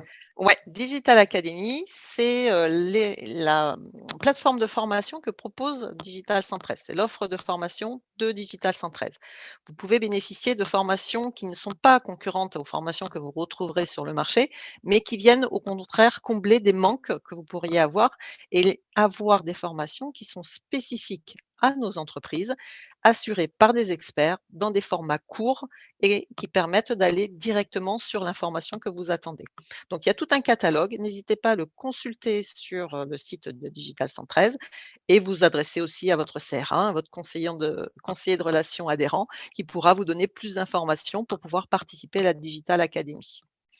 Digital Academy, c'est important de savoir que nous sommes agréés aujourd'hui, certifiés Calliope, grâce à Mathilde. Cette certification Calliope, Mathilde a fait un énorme travail pour pouvoir obtenir cette qualification et elle met maintenant son expérience au service de vos entreprises si vous souhaitiez, vous aussi, entamer cette démarche de qualité et devenir certifié Calliope. Donc, nous avons tout un parcours animé par Mathilde pour pouvoir bénéficier de cette qualification Calliope. Donc, on va parler du label Smart et Secure IoT. Donc, IoT, on a bien compris, Gaël.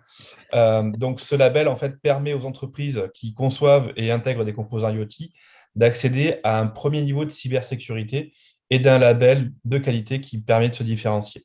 Ce label est également utile, notamment dans la section des composants IoT à installer ou à intégrer dans le cadre d'une chaîne de valeur. Donc, c'est une gage notamment de sécurité et donc de cybersécurité. Pour terminer, je vais parler donc de Bouge ton management, qui est une offre de service de Digital 113 qui permet de faire évoluer les pratiques des managers, mais aussi du management au sein des entreprises, et qui se déploie en fait autour de 3 thématiques.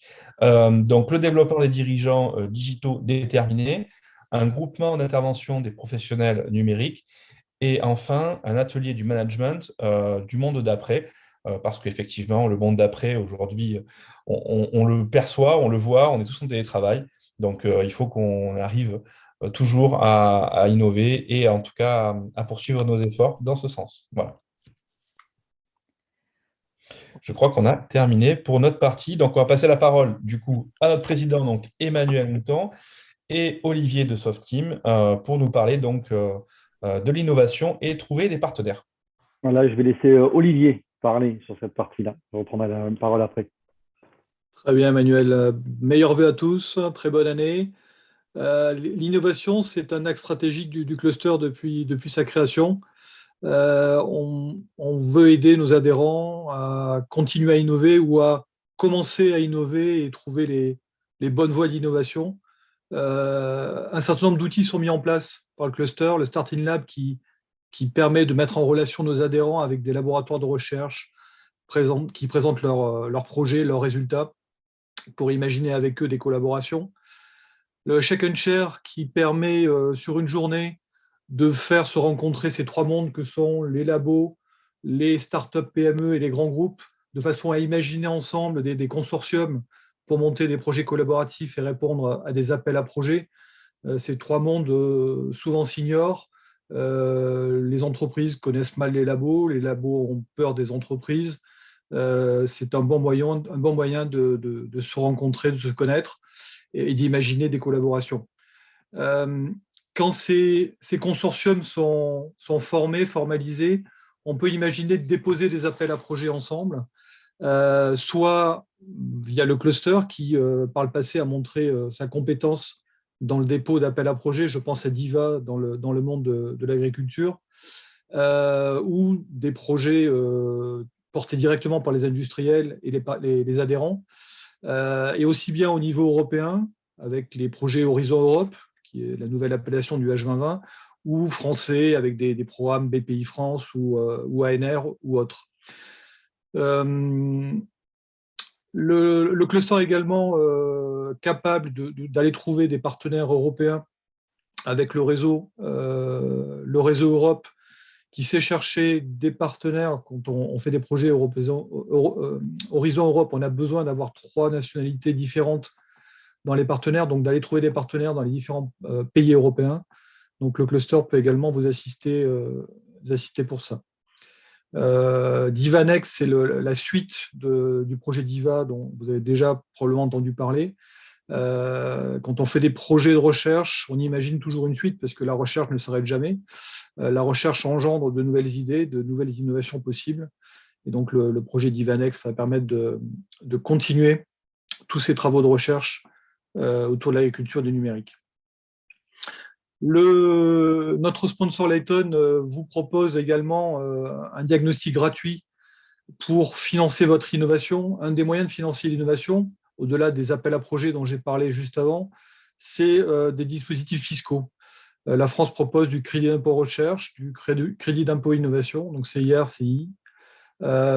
C'est des dispositifs assez complexes à monter et un cabinet comme Layton peut vous aider à diagnostiquer, identifier est-ce que vos vos efforts actuels de recherche, d'innovation, de R&D sont éligibles à ces dispositifs? Est-ce que vos projets d'innovation que vous pourriez monter seraient éligibles et donc ces dispositifs vous permettraient de cofinancer cette innovation? Et enfin, le programme Discover IT qu'on a monté en 2019, le programme de Discover IT, c'est aller rencontrer les grands labos de recherche des grandes entreprises. En 2019, nous sommes allés en région parisienne et nous avons rencontré Orange avec son lab, des cas d'usage, on a parlé de la 5G tout à l'heure, la 5G, l'IoT, un certain nombre d'innovations en mise en scène avec des cas d'utilisation, des use cases très concrets dans un lab show très interactif et donc très intéressant pour essayer de projeter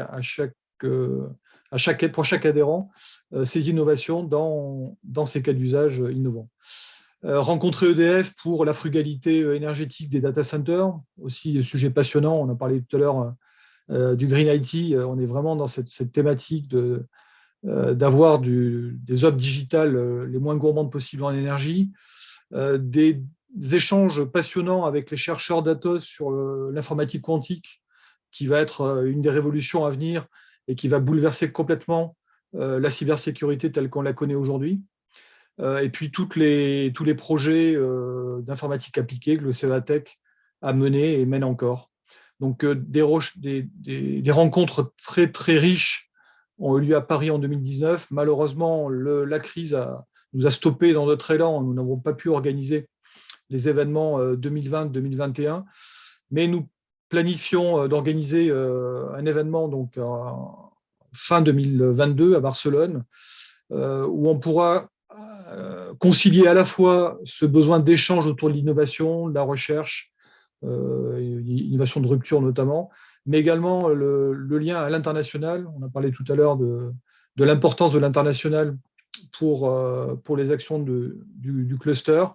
Nous avons un territoire extrêmement dynamique, limitrophe du territoire de Digital 113, du cluster Digital 113. On va aller les rencontrer et imaginer avec eux les innovations de demain. Emmanuel. Merci à toi, merci beaucoup Olivier de ce panorama. Slide suivant. Alors, j'ai dit, hein, le cluster, c'est un cluster qui est engagé. Vous êtes, les administrateurs sont engagés, les membres sont engagés. Et je trouve qu'on a pris un engagement qui est fort depuis plusieurs années autour du numérique responsable. C'est une thématique et des valeurs qui fédèrent énormément de monde au sein de Digital 113.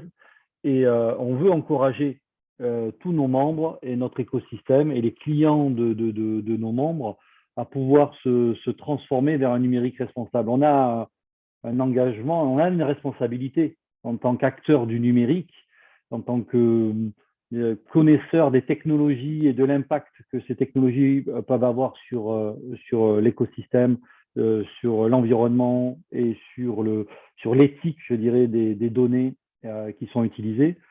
Et quoi de mieux qu'un cluster tous ensemble pour arriver à trouver les bonnes pratiques, pour arriver à s'engager, à montrer qu'on est un territoire qui pouvons prouver que le numérique est vertueux.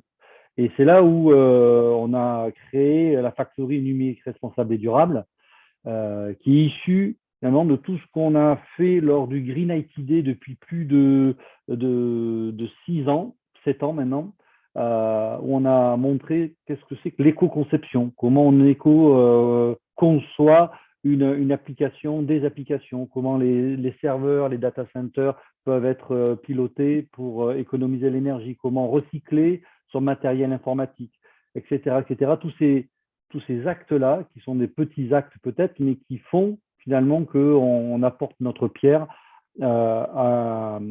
finalement à un numérique qui est responsable. Et donc derrière, cette factory va accompagner et peut vous accompagner dans le temps pour arriver à faire toutes ces actions et derrière déboucher sur un label. Et le label, il s'appelle le label numérique responsable, qui est porté donc par l'INR, l'Institut du numérique responsable de l'ET. Et donc on veut qu'un maximum d'entreprises, un maximum de membres s'engagent dans ce label. C'est pour ça qu'on le pousse, qu'on le met en avant. Et donc, n'hésitez pas à vous renseigner auprès de la Factory, de venir vous renseigner, d'impliquer vos collaborateurs, parce que finalement, aussi dans les recrutements, et là, je pense que Anne et Sébastien ne contreront pas, on a besoin aux jeunes de leur amener un sens de pourquoi ils font du numérique, et ils ne le font pas que pour de la technologie. Ils ont besoin de sentir que leur entreprise, elle est investie d'une mission, et cette mission, elle passe par ce label-là, je pense, par cet engagement environnemental. Et donc, n'hésitez pas à regarder un peu tous les contenus qui ont été faits autour du Green IT, parce qu'on a quand même énormément creusé le sujet sur ce qui est possible de faire, comment on mesure, quels sont les indicateurs, quelles sont les actions. Et donc, derrière, j'espère qu'ensemble, on va pouvoir montrer que l'Occitanie est un territoire qui met en avant l'écologie dans le numérique. À toi, Isabelle, pour te montrer un peu tous les avantages à adhérer et à être membre de Digital 113. Merci Emmanuel, j'allais le dire. Donc, être adhérent de Digital 113, c'est aussi avoir un certain nombre d'avantages et pas des moindres.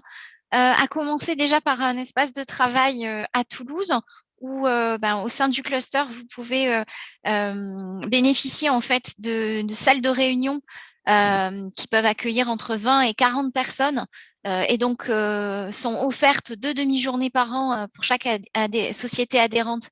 Mais en plus, vous pouvez aussi louer à l'année ou au mois, donc vraiment de façon complètement, j'allais dire, non engageante, sur le site de Toulouse, des bureaux pouvant accueillir jusqu'à 6 personnes. Ensuite, du fait de l'adhésion donc au cluster, vous pouvez aussi bénéficier d'une réduction sur l'adhésion en fait à Numéum, pardon.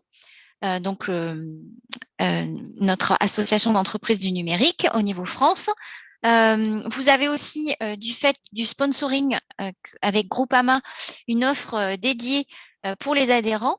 Et donc là, en fait, Groupama peut prendre contact avec vous pour justement vous proposer une offre spécifique et adaptée à vos besoins pour vous et vos salariés.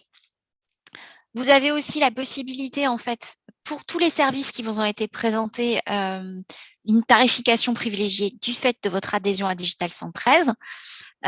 Et également, en fait, et ça c'est plus récent, du fait de notre référencement auprès de la centrale d'achat pour la santé, vous pouvez en fait être référencé plus facilement.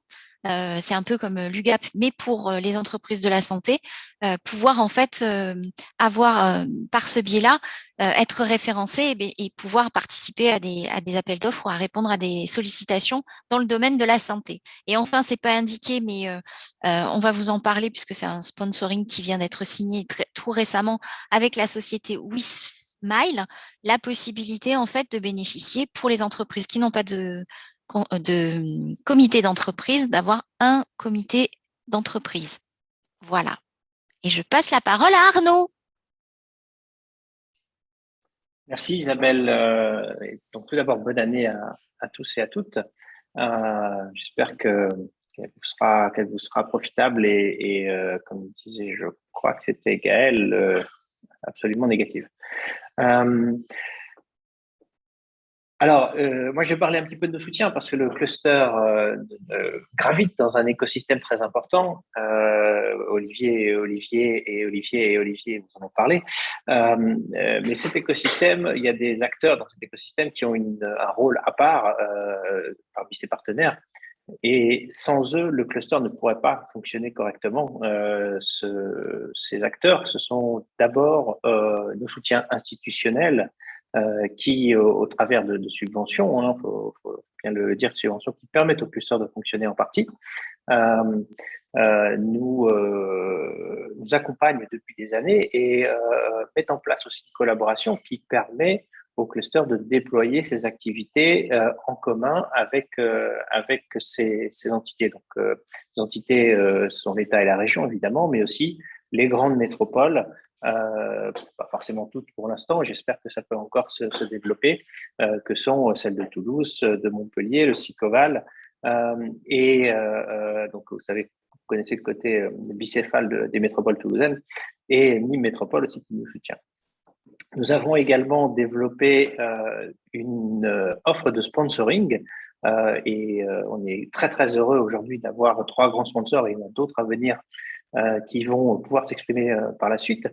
On vous en a déjà un petit peu parlé parce que le but du sponsoring, c'est vraiment de créer une collaboration entre le cluster pour que ça bénéficie aux adhérents entre ces groupes et le cluster, une collaboration autour de leur implication numérique et autour des offres évidemment qu'ils peuvent vous proposer. Donc, on a parlé donc déjà de Groupama, de Letton et de Wismile récemment.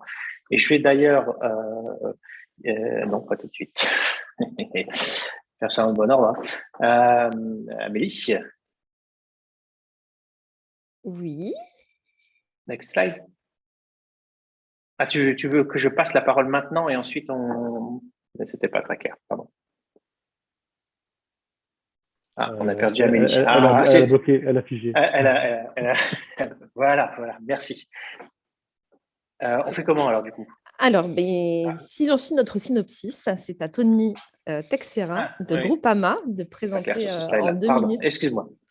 Excuse-moi, donc je laisse la parole à Tony Texera de Groupama d'abord pour nous parler de cette collaboration avec le cluster.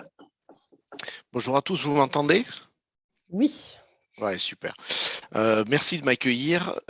Écoutez, on s'est déjà un petit peu présenté l'année dernière puisque ça fait maintenant 6 mois qu'on est partenaire du cluster Digital 113 et c'est un immense plaisir pour nous. J'ai entendu beaucoup de choses depuis le début. Oui, vous faire un panorama de ce qu'on pourrait vous faire gagner en termes d'assurance. Bien sûr qu'on est là pour ça, comme le disait Arnaud.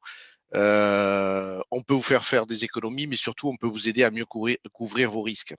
Et notamment, il y a un risque sur lequel ça va être un enjeu majeur pour Groupama en 2022, c'est la couverture des risques cybersécurité. Donc, je suis, pour ainsi dire, en contact avec des grands majors aujourd'hui qui veulent couvrir ces risques-là pour leurs clients. Donc, on est en train de faire une offre globale pour leurs adhérents, pour leurs clients. Donc ça peut-être intéresser aussi quelques startups de la cybersécurité dans le prolongement du hard, du soft, de l'audit que vous faites. Nous, on assure le risque. Et sachez qu'en tout cas, pour ceux qui sont sociétaires chez Groupama, dans le risque minimum qui est la responsabilité civile professionnelle, on embarque une couverture de 50 000 € pour pouvoir se retourner en cas de pépin. Donc ça, c'est le risque minimum. Et on a déjà des adhérents de Digital 113 qui nous ont sollicité sur le risque CyberUp pour aller un peu plus au-delà de ces 50 000 €, pour aller jusqu'à 500 000 € de couverture et réparer en cas de problème leur informatique, leur PRA, etc. Donc ça, c'est ce que je voulais vous dire. On est à vos côtés. Et puis, c'est pas que des paroles. Emmanuel, j'étais chez lui il n'y a pas plus tard que vendredi matin pour travailler sur l'IoT, se projeter sur une offre qui pourrait aboutir peut-être avec Groupama. J'ai vu dans vos slides Incubator. On est actionnaire aujourd'hui, on est au board d'Incubator. Donc, on est en train de réfléchir sur… j'ai une réunion le 25 janvier pour réfléchir avec le métier, avec notre direction technique sur nos 2-3 douleurs qu'on pourrait travailler en innovation avec Incubator, avec Digital 113, peut-être avec Agri Sud-Ouest Innovation aussi. Donc, je reviendrai vers vous incessamment sous peu. Et quand on dit qu'on est sponsor, ce n'est pas que d'un côté, c'est aussi participer à vos économies, à votre développement ainsi qu'au nôtre. Voilà. Merci Tony. Deuxième sponsor, je vais laisser la parole à Rachid Redamoulet, que je n'ai pas vu, mais je pense qu'il doit être là. Je suis là. De Letton. Ah, voilà. Parfait. Est-ce que vous m'entendez? Très, très bien. Est-ce que vous me voyez déjà? Non, par contre. Attends, excusez-moi. On a un écran noir. Donc là, vous me voyez? Ah, parfait. Super. Parfait. Génial. Bon, je me présente de mon côté. Moi, je suis Rachid Reda du groupe Letton. Ravi en tout cas de participer à ce webinaire.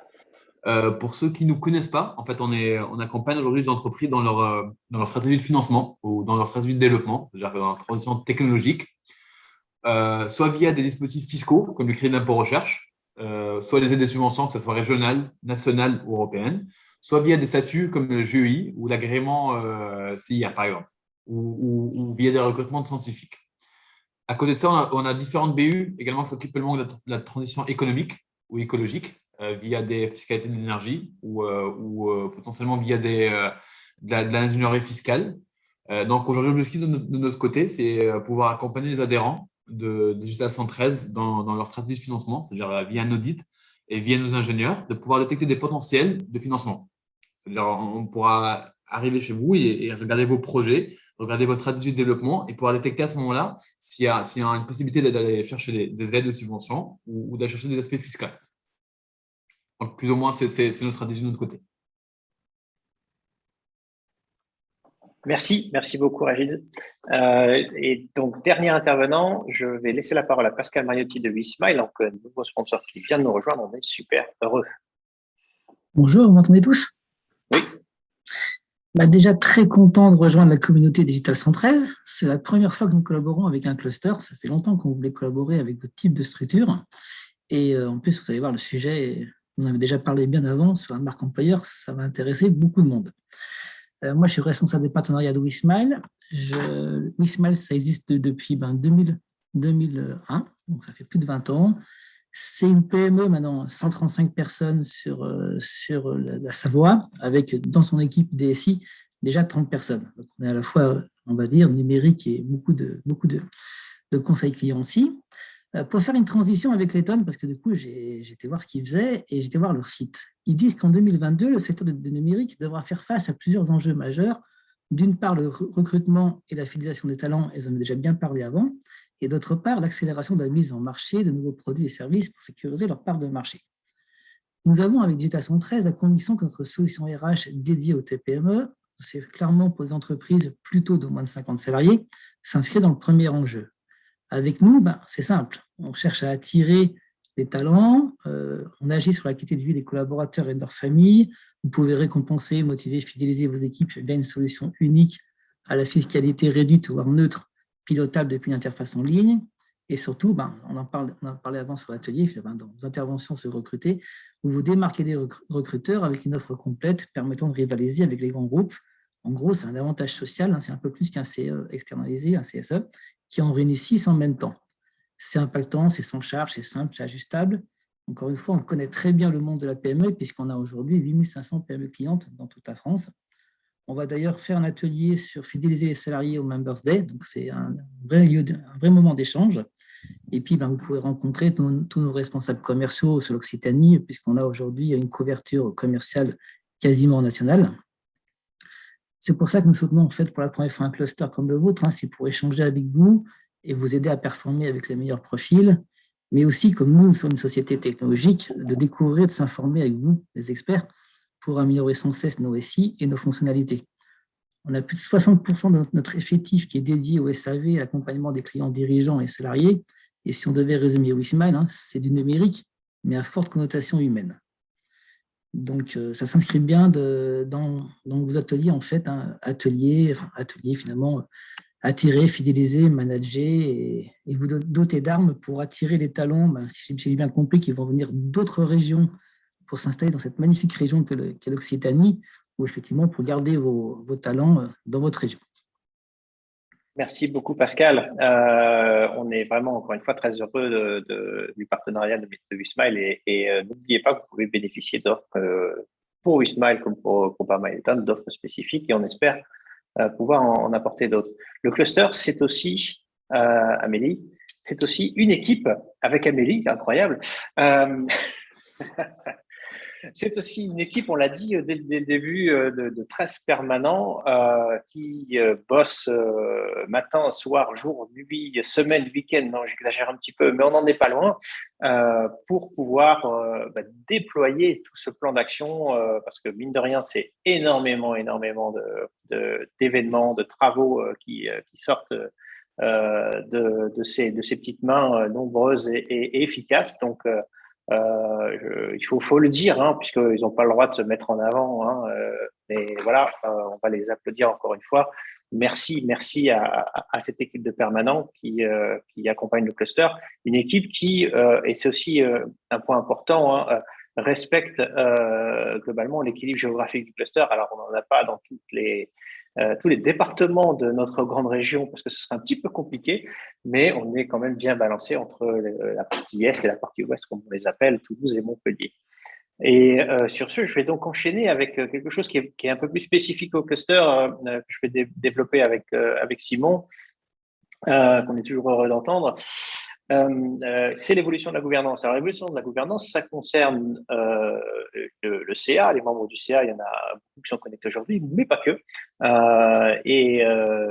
Donc, c'est un sujet qui va sans doute vous intéresser.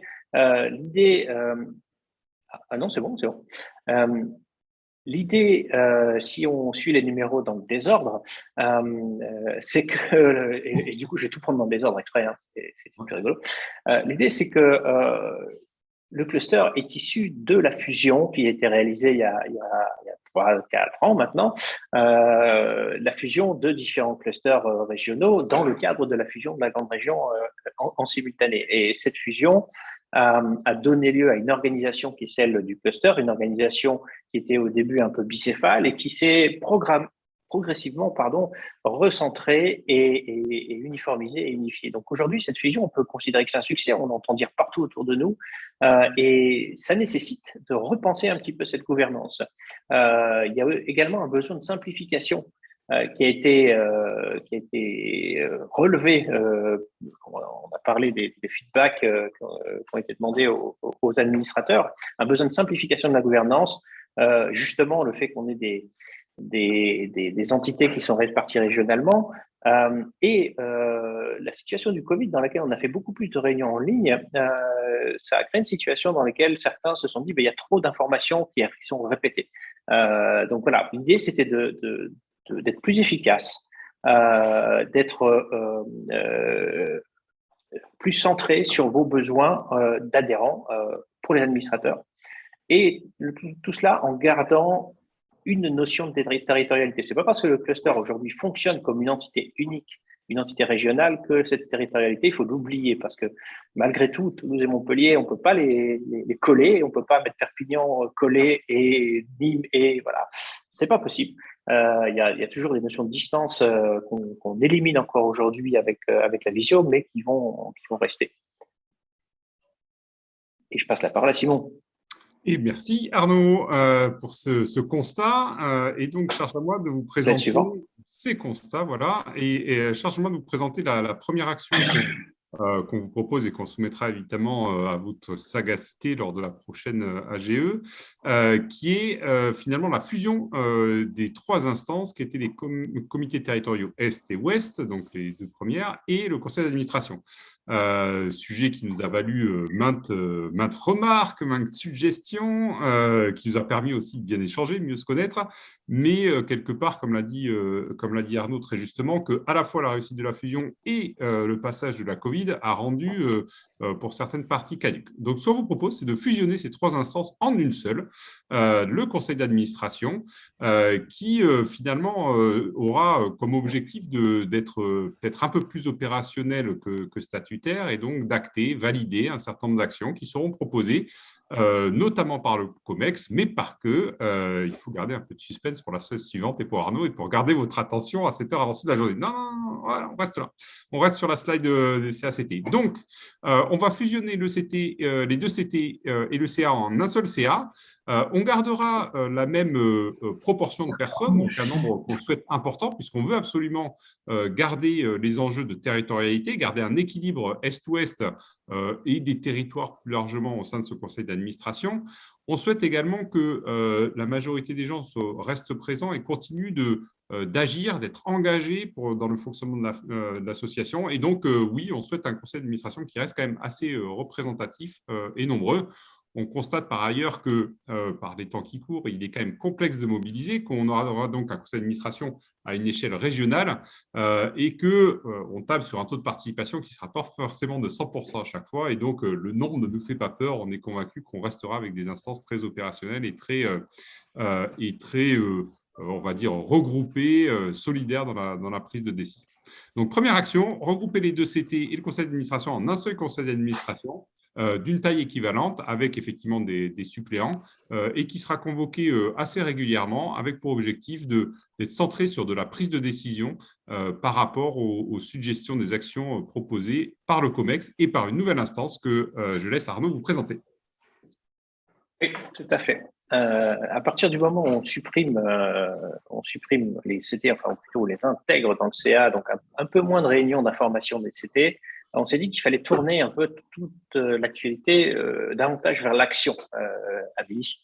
Et pour tourner l'actualité vers l'action, on a créé des groupes de travail. Alors, c'est quelque chose qu'on avait initié un peu l'année dernière, même en 2020, qu'on a essayé de démarrer et qui a mûri.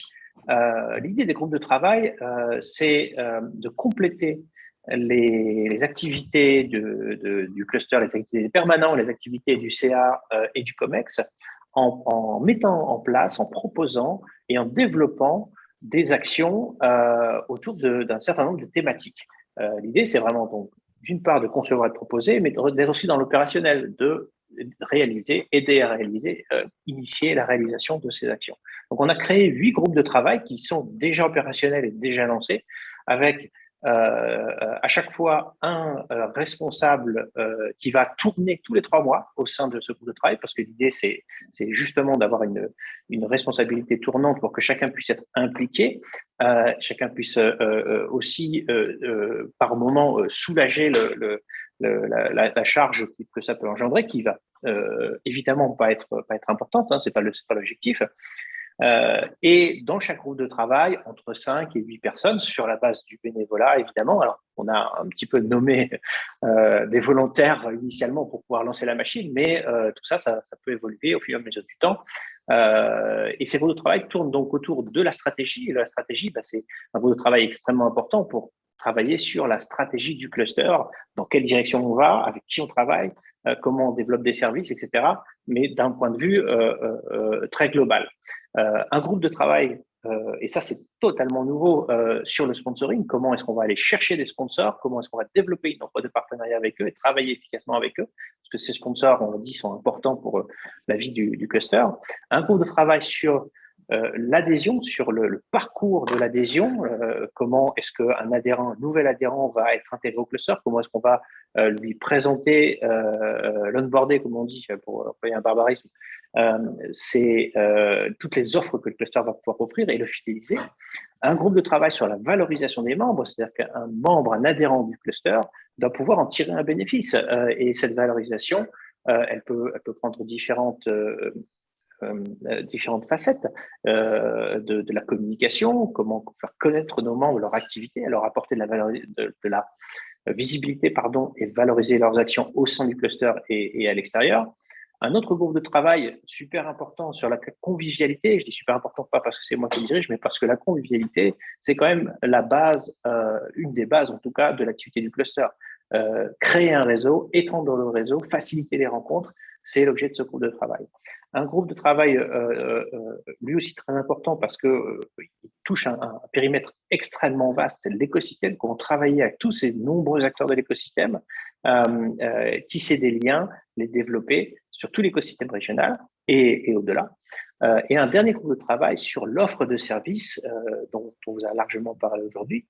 Quels sont les bons services, comment les développer, comment les proposer, quel est l'avantage à y souscrire pour des adhérents. Bref, l'idée, c'est vraiment de proposer des actions et des évolutions du fonctionnement du cluster au CA, qui ensuite va les voter lorsqu'il y a une décision qui est à prendre en CA, et ensuite dérouler toutes ces activités. Donc, si jamais vous avez envie de vous engager et que vous ne faites pas partie de ces groupes de travail, manifestez-vous. C'est vraiment un investissement qui est utile à tous pour le cluster. Simon. Et voilà, et charge à moi de présenter la dernière slide qui va définitivement vous couper l'appétit et vous faire partir. Donc, on va y rester 10 secondes avant que je relaisse la place. L'idée, c'est de vous présenter les résolutions qui seront proposées donc à l'AG, comme je disais. Une première qui est très technique, il reste encore de cible GCNO, grand cluster numérique d'Occitanie, disparu au profit de Digital 113. La deuxième et troisième qui consiste à préciser justement la disparition des comités territoriaux, puisqu'on va étendre le fonctionnement du conseil d'administration, notamment sur ces actions et en tout cas ces enjeux, et bien sûr sur les modalités électives qui sont toujours un sujet ô combien soumis à débat, mais sur lequel on vous proposera quelque chose d'un peu précis et concret. Je ne vous embête pas plus avec ça, parce que je pense que ce n'est plus l'heure de ça. Et je m'en vais laisser la parole à Mathilde, qui va nous parler de votre avis, vos retours sur nos actions en tant que Digital 113 durant l'année 2021. Mathilde, à toi. Merci Simon. Bonjour à tous, donc je suis Mathilde de Digital 113. Aujourd'hui, je voulais vous faire un petit retour sur les différentes évaluations qu'on a pu vous soumettre en 2021. Et donc, pour le contexte, c'est depuis la fin 2020 qu'on recueille votre satisfaction, donc les 4 grands sujets qui sont affichés. Aujourd'hui, on va se concentrer sur votre satisfaction annuelle, donc sur l'année dernière, 2021. Ça paraît beaucoup comme ça, mais finalement, les sollicitations restent assez ponctuelles. Donc, on tient, au nom de toute l'équipe, à remercier tous ceux qui ont contribué aux chiffres qu'on va vous présenter, et on ne peut que vous inciter à continuer ou à vous y mettre, puisque c'est vraiment très important pour nous. L'amélioration continue de l'ensemble de nos actions dépend de vos réponses.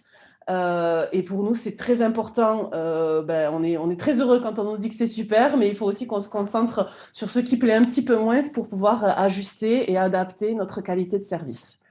Donc aujourd'hui, on a encore un nombre de réponses qui est un petit peu faible, mais comme c'est écrit, c'est un beau sujet d'amélioration pour l'année 2022.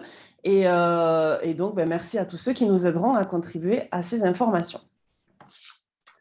Donc, je vous ai mis les... Oui, c'était bon. Donc, très rapidement pour que vous puissiez savoir qui a répondu et quelle est la base. Donc, on a, juste avant, 43 réponses pour cette base sur l'année 2021. Et on a 2 tiers des adhérents qui ont plus de 2 ans et 1 tiers qui ont moins de 2 ans. Au niveau des permanents, merci à tous pour les éloges, parce qu'on est super content de lire ces bons retours, mais évidemment, on va se concentrer sur les 2% non satisfaits. Alors, si on peut passer à la suite. Alors, sur quoi ça a porté ce questionnaire de satisfaction? Sur l'année 2021, donc qu'est-ce qu'on a fait ensemble? Évidemment, c'était une réponse à choix multiples. Donc, c'est pour vous montrer ce à quoi ont participé les répondants. Donc, les services, on en a déjà beaucoup parlé. Les événements, c'est quoi? C'est entre autres le Members Day, le Green IT Day. Participer à diverses animations, ça va être tout ce qui est Factory, Mon Job en Occitanie, par exemple. La rencontre d'autres adhérents, tout ce qui est les canaux digitaux comme le Slack adhérent ou les digital apéros qu'on a pu faire en ligne et en présentiel l'année dernière. Le partage de contenu, donc on est ravis de pouvoir participer à votre visibilité. Digitalis Future, la participation au moins à un format, donc ça a à peine 1 an Digitalis Future, donc on est plutôt content d'avoir la moitié des répondants qui ont déjà participé à un format, et puis 4% qui n'ont pu rien faire, donc on va essayer aussi de comprendre pourquoi ils n'ont pu rien faire. Est-ce que c'est un manque de temps ou c'est autre chose? Un petit extrait des verbatim parce que c'était intéressant. Le Members Day est ressorti en force sur ce que vous avez le plus aimé en 2021. Et puis d'autres sujets, notamment le maintien des activités malgré les problématiques, les confinements et compagnie qu'on a pu connaître l'année dernière. Alors ensuite, je vous propose de parler un petit peu plus des services. Si on peut passer à la slide d'après. Alors, sur une évaluation rapide de la feuille de route de l'année dernière, on a environ 60% de répondants qui ont indiqué la pertinence de nos actions et 38% qui nous ont dit qu'elle était intéressante mais incomplète quant à leurs attentes. Donc, on va aussi chercher, voir ce qui a pu manquer, voir si c'est réalisable ou pas dans nos actions. Pour les 4%, voilà, on a un travail à faire de recueil de besoins à mener sur ce public-là. Alors, les services. Donc là, on voit, et je pense que ce webinaire illustre bien ce qui se traduit ici. On a une offre de services qui est très dense, et donc on a, nous, un travail à faire sur aider nos adhérents à se repérer dans notre offre de services. Et c'est pour ça qu'il faut, en tant qu'adhérent, garder le réflexe de consulter votre CRA pour différents projets dans vos structures, parce qu'on fait beaucoup de choses. C'est normal de ne pas tout maîtriser et de ne pas tout savoir. Donc, on est là pour vous guider dans tout ce qu'on peut faire pour vos structures. 35% des répondants trouvent que notre offre de service correspond à leurs attentes et 7%, à contrario des 58%, trouvent notre offre de service limitée. Donc, on va aussi se pencher sur leurs besoins. En termes de qualité de service, 49% les jugent de qualité, donc on est ravis. On va occulter les 46% qui n'ont rien acheté en 2021. Et donc 5% ont émis une déception. Donc on va aussi analyser quels sont les services concernés. Vous savez qu'on travaille aussi avec des prestataires pour nos services, donc c'est important d'avoir ces retours-là et on va s'en occuper sur les semaines à venir. Au niveau du prix, pas de débat là-dessus, puisque la majeure partie trouve que le prix des services qu'on propose est juste. Donc, ce n'est pas trop tard pour répondre à ces enquêtes. Là, c'est un état à l'instant T, mais n'hésitez pas à y répondre parce que nous, on va aussi traiter de ce qui se passe moins bien pour que ça se passe encore mieux en 2022. Et Amélie, je te laisse la parole. Merci beaucoup.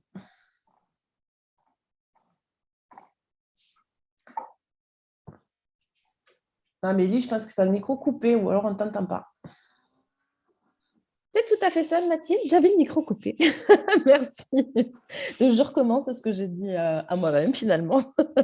Merci, Mathilde. Merci à tous nos administrateurs pour votre implication, votre dynamisme, le fun et le sérieux, puisque vous avez su mettre les deux dans cette présentation. Pardon. Il est 13h40. On a débordé seulement de 10 minutes. Vu tout ce qu'on avait à dire, je pense qu'on a relevé le défi. Vous avez relevé le défi de la présentation du plan d'action. Un grand merci à tous et puis je laisse le mot de la fin à notre président et notre vice-président. Et ben, du coup, je vais commencer, comme ça je laisserai Emmanuel terminer. Donc, ravi d'avoir pu passer ce moment avec vous. Très déçu, évidemment, de ne pas pouvoir l'avoir fait lors d'un nouveau Members Day. Donc, content de vous retrouver en présentiel pour cette occasion-là. Je vous souhaite à toutes et à tous, encore une fois, une excellente année, plein de bonnes choses et surtout de vous retrouver, que ce soit de façon virtuelle ou de préférence présentielle, sur une de ces nombreuses actions qu'on vous a proposées.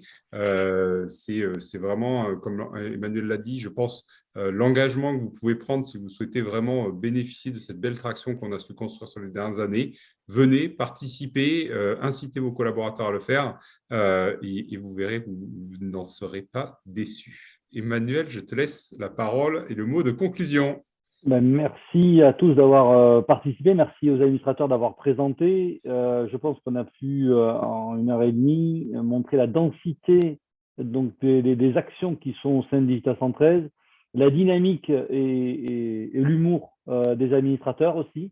Donc, il montre l'état d'esprit. J'espère qu'en tout cas, ça augure de pouvoir se rencontrer, de pouvoir encore innover, être créatif dans les actions qu'on peut mener, parce que finalement, on essaie toujours de trouver des solutions pour aller de l'avant, pour créer des liens, des synergies, des rencontres, des partages. On préférait que ce soit autour d'un apéro, d'un repas, d'un cocktail, mais quand on ne peut pas, on le fait différemment et on arrive quand même toujours à trouver une dynamique et à amener les messages. Donc, merci de votre participation. Très belle année 2022.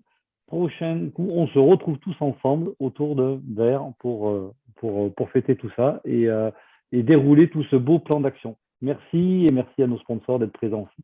Au revoir. Merci à tous. Excellente journée et à très vite en présentiel.